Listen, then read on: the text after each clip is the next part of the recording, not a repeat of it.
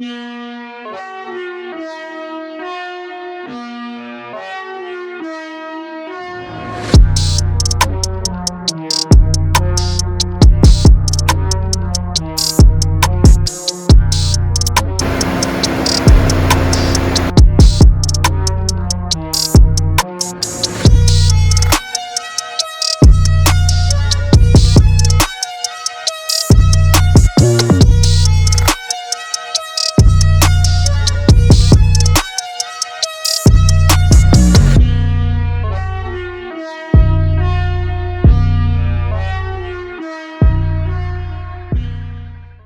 do we have here, Joseph? We have a very, very minimalist kit car. It is pretty minimalist, isn't it? Yeah, there is not a lot to it at all. So, Scaffolders have been in, haven't they? yeah, so we had this in back before we got a new dyno in, had a few little issues. Plus with our old fan, I did not have a good time. Because some of the air was going at the front end, the rest was kind of directed at me. So having cold air blown at you while a hot engine and exhaust behind you, it wasn't loads of fun. It was hotter as well, wasn't it? Yeah, it was warmer then as well.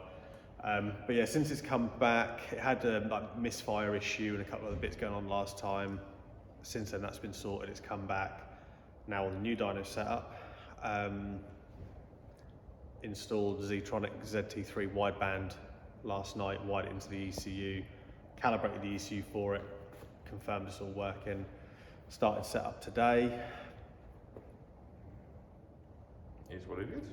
Yeah, I mean it's pretty much stock everything really, and like engine wise, it's a ST170 engine, which are renowned for not making 170 brake. It's got a custom catback exhaust by ATM Engineering in Beeston. Shout out to Andy. It's actually them who's given us the job on it as well. I'll be honest, I don't really know how much they've done on this, but I know the exhaust was definitely done by them. But yeah, apart from that, it is literally a stock engine. Stock ST170. Yeah, stock exhaust manifold, stock cat. It's got catback system and intake, that's about it. Emerald K6 ECU.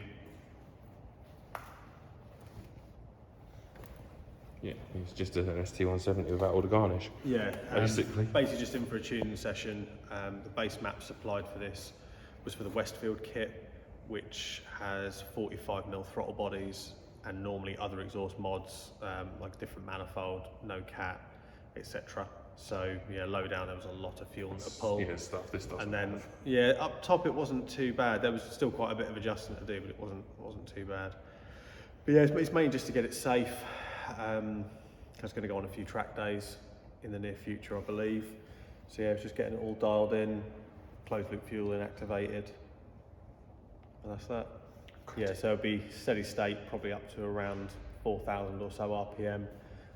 Then move into partial throttle and wide open throttle runs. The engine, again, we've been told apparently is a new engine. How new it is and how fresh it is, we're not sure. So that's the other reason I'm gonna do the steady state first, is just to put some load on it and put some heat through it. And then yeah, like I said, move gradually into some runs without beating on it too hard, and just see what it does. Cool.